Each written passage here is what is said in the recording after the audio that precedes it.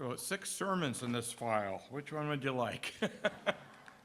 I got up early this morning and I was reading about the big football game this afternoon, 1 o'clock, Cincinnati Bengals, Philadelphia Eagles. But what intrigued me, which I hope inspires you as well, is that there's 2 London brothers, twin brothers, who will be playing this afternoon, Sydney and Chase Brown. Now, what's interesting about them is that they grew up in a fair bit of poverty here in London. And for a significant stage of their early life, they were in the Rothholm Care Facility operated by Mission Services London. The young boys, they had hopes and dreams that they would make it at some level in life. And just to think, on one of the big stages in the world this afternoon at 1 o'clock, these twin brothers will be playing against each other. Isn't it a privilege when we can partner in ministries that make a difference in people's lives? So this Tuesday, Mission Services London, we have the honor of hosting them. And as many of you know, Erica, who I have affectionately called Mini Jillian, will be superintending over that event. She is the executive director of Mission Services London, a big job, and we definitely want to be supportive and praying for that event. And to that end, I expect as many of you as possible will want to stay after the service and help set up some of the tables and chairs for this big event on Tuesday. Amen? There you go. Well, have you heard the story about Stingy Sam, a miserable miser who hoarded up all his possessions and his money? He was dying in a hospital room, and he called in his doctor, his lawyer, and his pastor. And he said to the men, he said, "I know you've heard it said you can't take it with you. I disagree. So here's what's going to happen. When I die, I'm giving you each an envelope. The envelope contains $100,000. So he handed an envelope to his doctor. He handed an envelope of $100,000 to his lawyer and an envelope to his pastor. And he said, what I want you to do is at my funeral, just before the lid of the casket is closed, I want you to slip those envelopes into my casket. So the day of the funeral came, and at the funeral, just as they were lowering the lid to the casket, each of the 3 men, the doctor, the lawyer, and the pastor, slipped in the envelopes. Well, that was quite an unusual scene, as you can only imagine, but after the service, at the little reception time, the 3 men were together in a corner. And the doctor looked at the other 2 men and he said, fellas, I have a confession. That envelope that was assigned to me, I took out $50,000.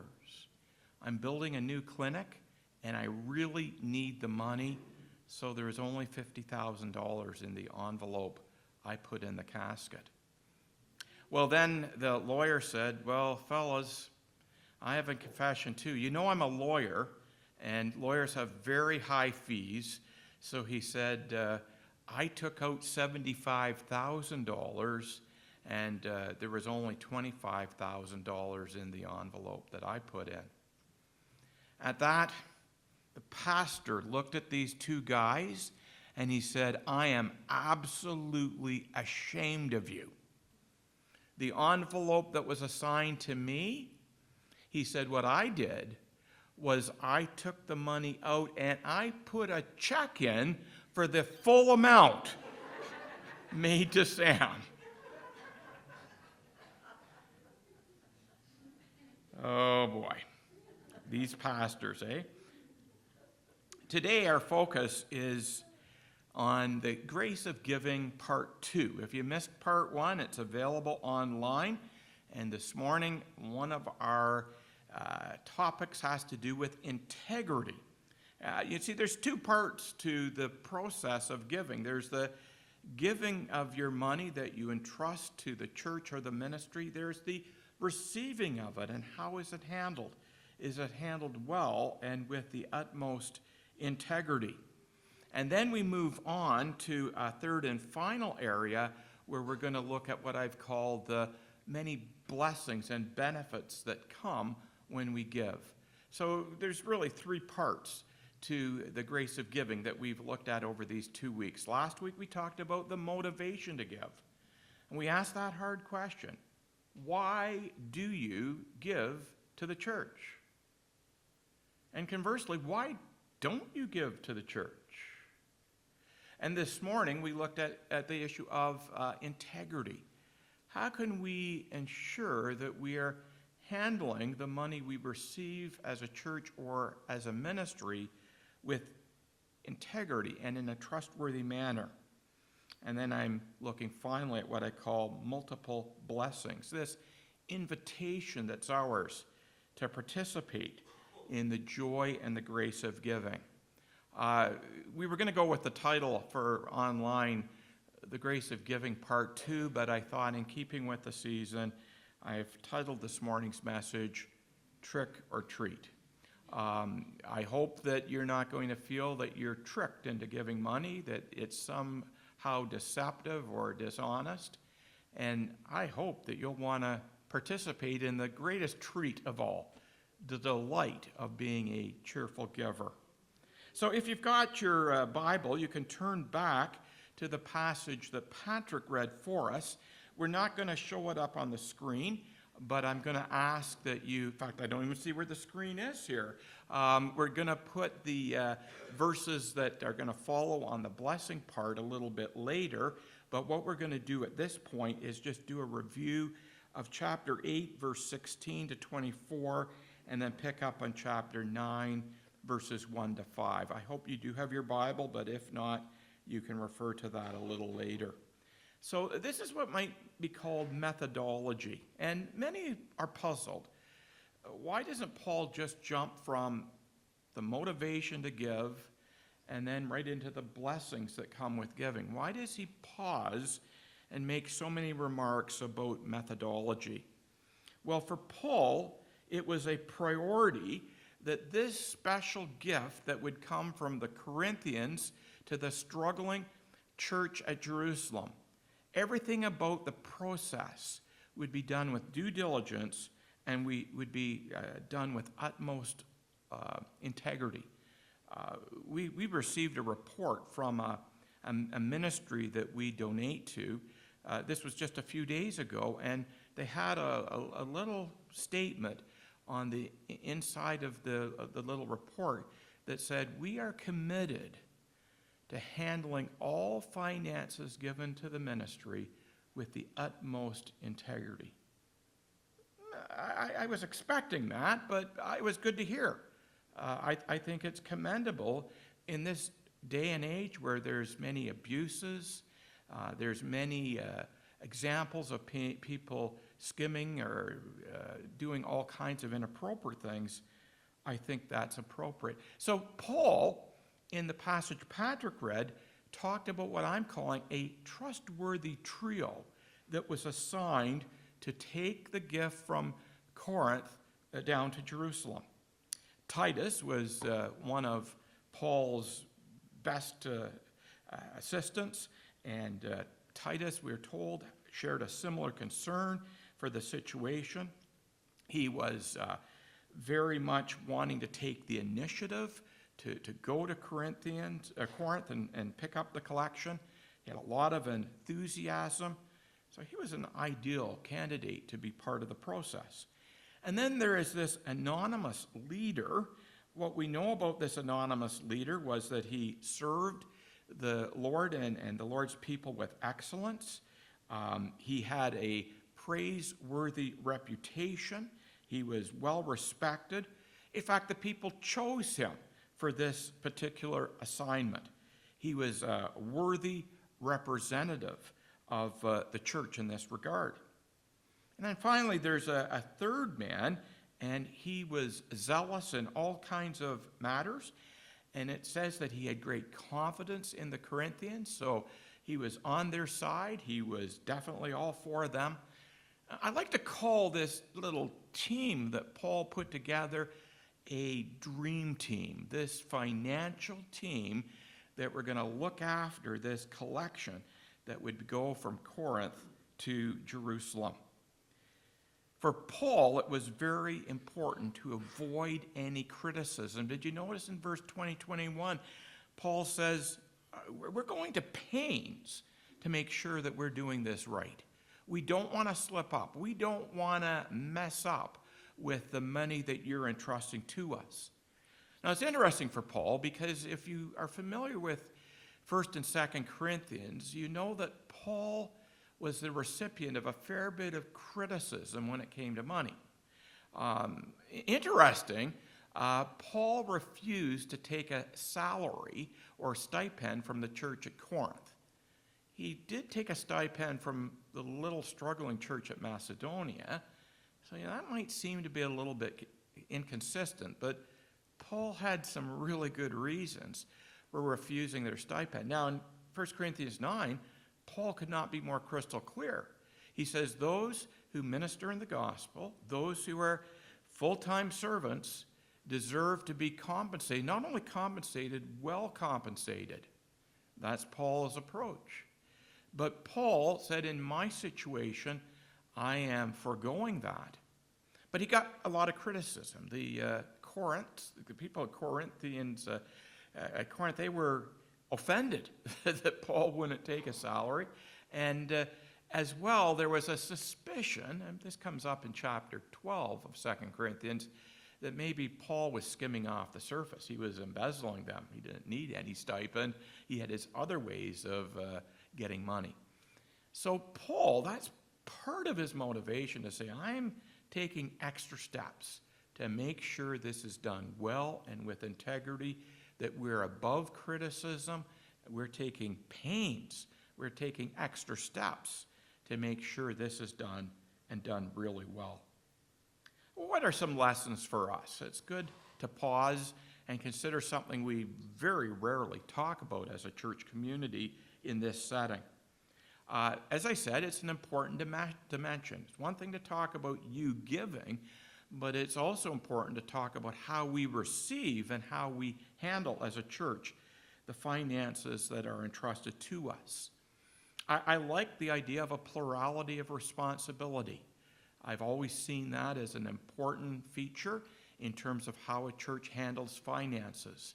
Did you notice Paul didn't say, just trust me. I'm capable of handling this all on my own.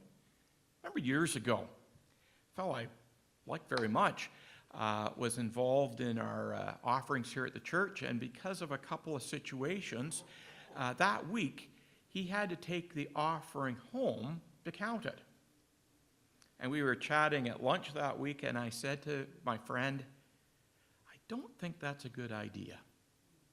I know why you thought you had to do it, but I just don't think that's a good practice.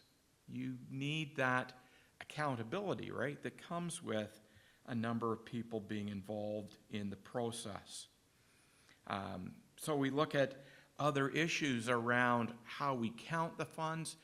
Here at the church, as you know, we use envelopes to collect the donations and the funds you give to the church. If you don't have an envelope, if you're a regular attender at Byron, you should have an envelope. We have the privilege and benefit of tax receipts, the way our charitable system works here in Canada, and you and I should take full advantage of that. We're even as strict here at the church where any kind of expenditures require double signatures. Anything over a particular amount has to have expenditure has to have the treasurer's approval, so there's a number of things that we do. Now, the question that always surfaces, and it just surfaced with me a week ago talking to a younger pastor friend, is to what degree should the pastor or other leaders be aware of what you're giving? I have said many times from this platform that I don't know what you give, and I really don't want to know specifically what you give or what you give in terms of the church. But I have had some pushback from some pastor friends who say, John, if you really believe that financial giving is a reflection of one's spiritual condition, shouldn't you have some knowledge or be privy to that information? And they even have some Bible text verses. Everybody has to, right, for an argument. So they use the argument of Ananias and Sapphira, right? Isn't it interesting? You remember the story in Acts chapter 5 where they sold the land and they came to the church leaders and they pretended that they were giving the full amount to the Lord's work? And the leaders had insight, it seemed to have been given by the Spirit, about what had been given. And they called them to task for it. I always chuckle with that story because years ago our daughter Melissa informed us that that was her favorite Bible story. I thought, wow, the couple being stricken dead, and no wonder Melissa's in the financial sector now as her full-time vocation. And then I've referred to this a couple of times in this series. Jesus and his disciples watching what people were putting in the offering. That's the context. Remember when Jesus talked about the widow who gave her 2 coins? So should we as leaders be watching? Should we be asking you at an individual basis, so what are you giving to the church? Now, my counter Bible argument, everybody has to have their proof text, would be from the Sermon on the Mount. Do you remember when Jesus was talking about how we give? And he said, when you give, you shouldn't expect to have trumpets playing. Could you just imagine, you go to the offering box that's right here at the back and say, hey, wait a second, where's the trumpets? Bring out the musical instruments. I want some fanfare to my giving. It also says, right, that the right hand should not know what the left hand is doing. That might be a stretched application, but it works for me. And that giving is to be done in secret. So at the end of the day, I believe personally it's appropriate that I don't know what you're giving. And a big part of that for me is I don't want anyone to feel like I can be bought or I serve you or minister to you on the basis of what you're giving financially. I just am not comfortable with that. But don't misinterpret that. It doesn't mean that as church leaders we should ignore or not care about your financial giving. I have to hold to what I said last week. If you are a believer in Jesus Christ, one of the proofs of your faith, and it comes through so obviously in 2 Corinthians 8 and 9, is your giving, your service. Grace that saves us is operative. It compels us to give and to be generous givers in that regard. So I've already talked about counters. I know, 2 weeks ago, there was a meeting of our counters here at the church, and they talked about procedure and protocol, and that's a good thing. It's a big job. After the service, when there's some people in the general office there, that's what they're doing, and we want them to operate with integrity. As a church, we have an auditor who looks at our financial records. This is someone who is at arm's length and is independent. We pay a lot of money for that service.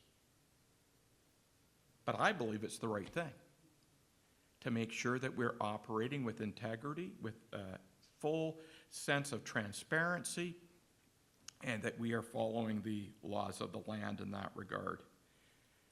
Carol, our church secretary, spends a lot of time with bookkeeping. So you may not realize it, but there's a lot that we as a church do to try to ensure that we are operating with integrity. As a charity, we have to comply with some of the charitable regulations, and you may or may not know that they're ramping it up. And we have to make sure that we are operating in a way that's very appropriate. Let me, as I leave this area, I know some of you are going, oh, John, administration just doesn't turn my crank. But here's a little formula that I find very helpful. Integrity times accountability equals trust. Can I repeat that? Integrity times accountability equals trust. So now Paul's established. You need to give proper motivation. Talked about methodology. Can be a little bit heavy, a little bit boring, but it's critical if we're going to function well. Now he moves into what I call the real exciting area, which is the multiple blessings that come with giving. So Carolyn, if you can put the text on the screen, and I'm going to have to shift my position here to see it. So he begins by talking about, oh, there we go, I can see it now. He begins by talking about a number of blessings. And I love the idea of blessings. I remember years ago going to a pastor's conference in Chicago. And one night they had a choir from the inner city of Chicago. Now this was a black choir. There was one token white person in the choir, and they were fantastic. And I've said many times, when I get to heaven, I'm putting a request in to be in the black section of heaven, just because of the singing and the worship. I love that part of the possibilities of heaven. But that choir one night, they sang this song, and it was called Pull 'em on Down. It was referring to the blessings of God. Pull 'em on down, pull 'em on down. They must have repeated that phrase 200 times. You sure got the message. Pull 'em on down, pull 'em on down. Pull those blessings down and enjoy them in your life. So I see 4 P words that are right at the end of verse 24 and then into chapter 9, verses 1 to 5. So Paul talks about the proof of your love, and that's a blessing. How do we prove that our love is authentic and sincere? We could say, well, as long as we sing about it a lot, as long as we talk about love, and Paul says, let's get real practical. You demonstrate, you prove your love to others and to yourself by giving and meeting the needs of others. Paul, at the end of verse 24, talks about pride. This is good pride. Paul says it's an ability to be proud of you in terms of how you're giving in that kind of matter. He, later in chapter 9, will talk about, I don't want to be ashamed, nor do you want to be ashamed, because you haven't fulfilled your responsibility in this way. Well, let's slip, Carolyn, all the way down to chapter 9, and I'm going to go right to, let me see where I am here. I can actually go right to verse 6, just because of timing, Carolyn. Paul says, remember this, and I think this is a principle that will govern everything to follow. Whoever sows sparingly will also reap sparingly. Whoever sows generously will also reap generously. This is kind of a financial principle. It's tempting to ask the question, well, how little can I give?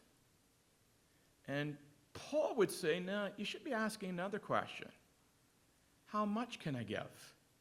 And the principle is, those who sow sparingly will reap sparingly. Their blessings to self and others will be minimal. Those who are generous, those who sow generously, will reap in that capacity. Now, Paul has already talked about not only the context of the special project, the special gift, but Paul has already implied in his first letter to the Corinthians that there is a pattern for this generous giving. Regular, systematic, intentional giving.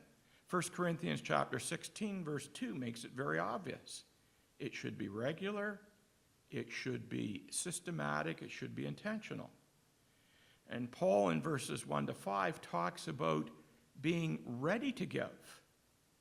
So it's not a case you show up on a Sunday going, oh, I haven't even thought about giving. It's a case where you're intentional. You plan out what would be appropriate for me to give in this manner. I used to work with a young lady in a camp ministry, and she was quite gifted, but her favorite phrase was let's just wing it.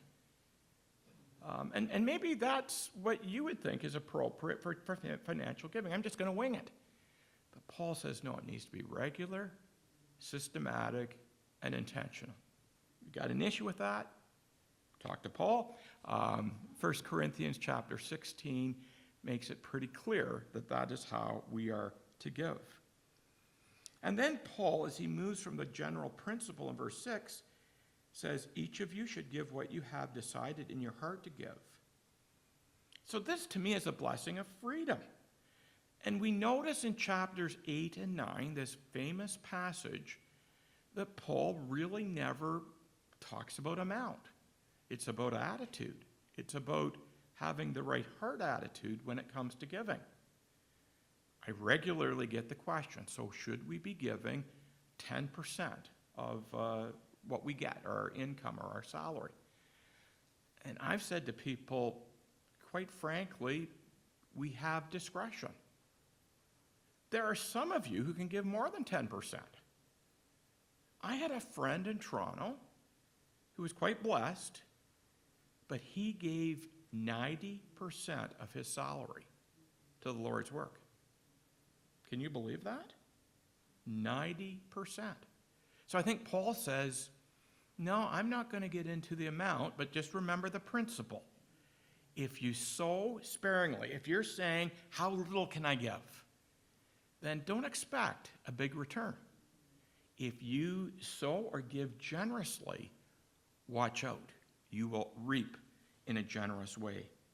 So there's freedom. You decide in your heart. It really is a matter between you and God. It really is a matter where you're saying, Lord, give me wisdom, give me discernment. Some of you need to talk to your spouse about it. Some of you need to say, hey, you've heard these messages on the grace of giving. How do you think we're doing?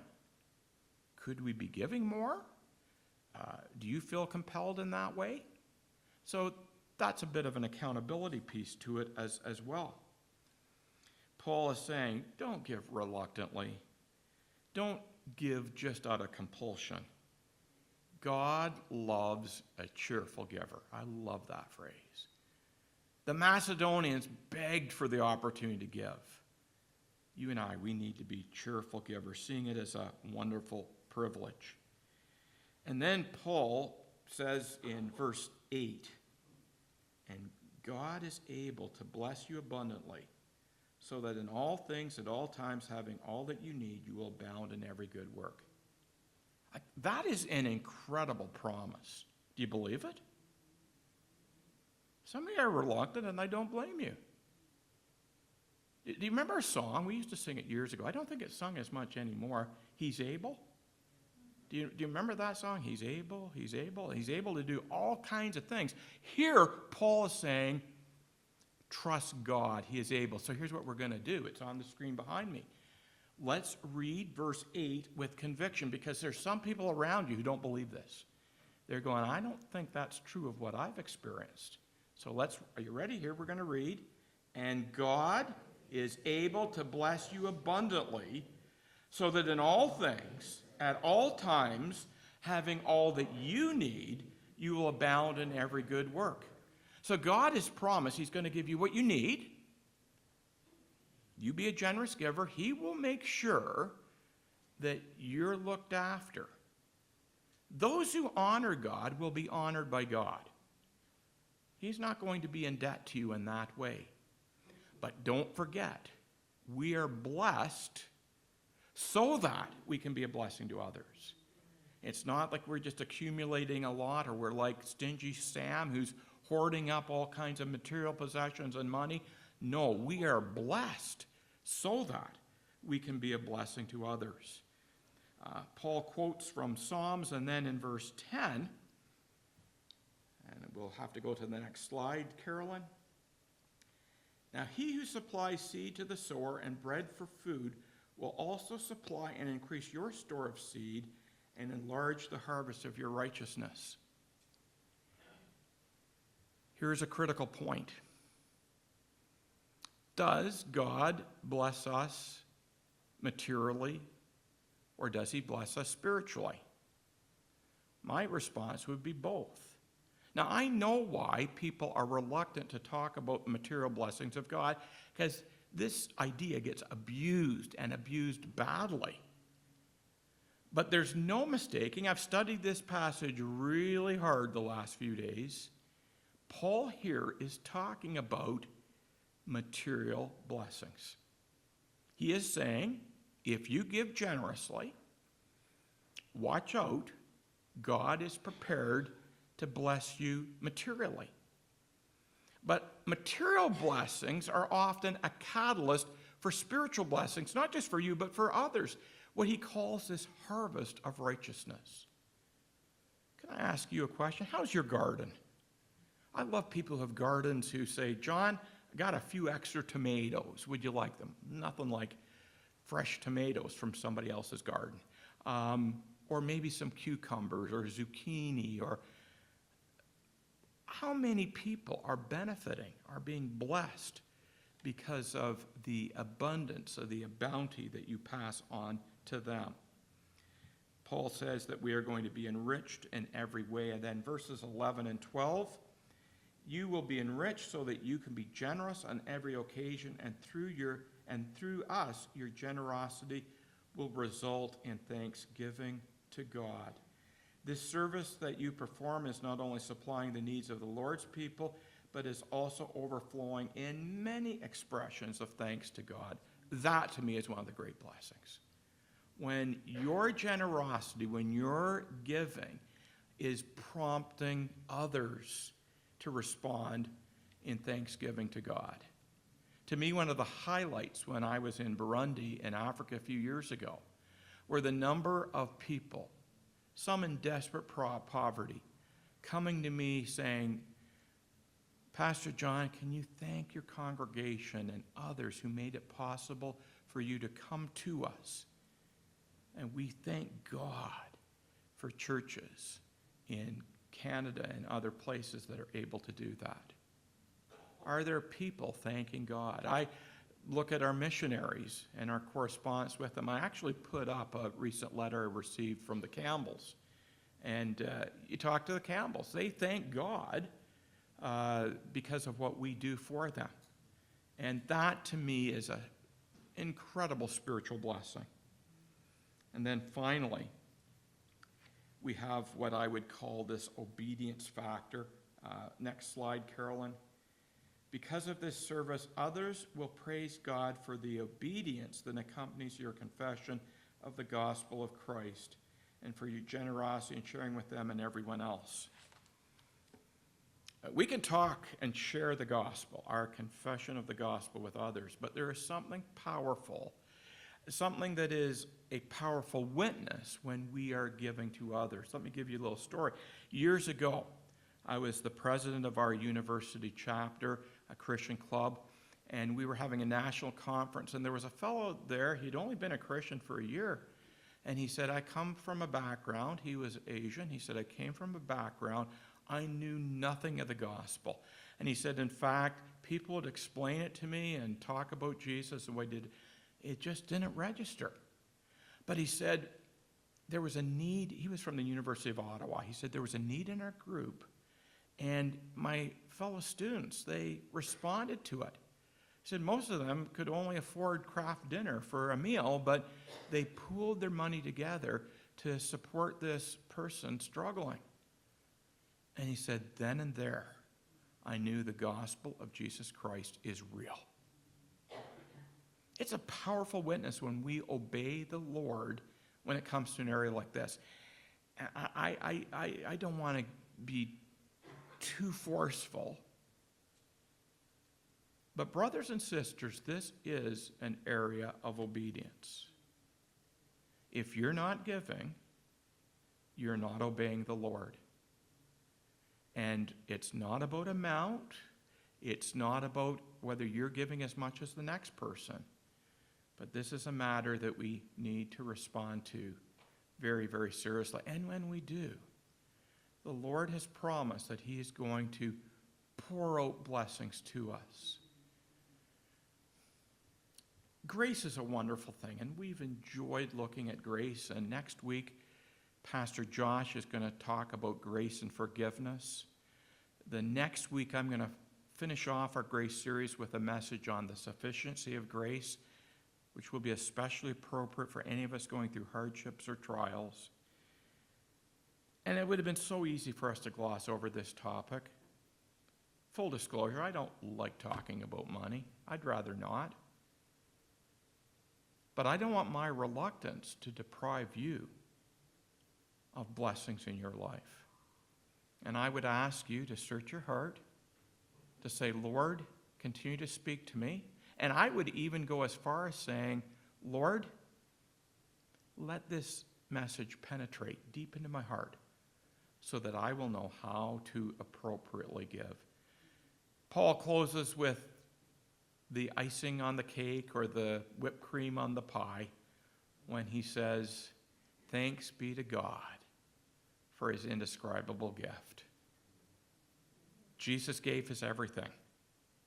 Surely we can respond by being cheerful givers. Stand with us, please. We got a great song to finish the service.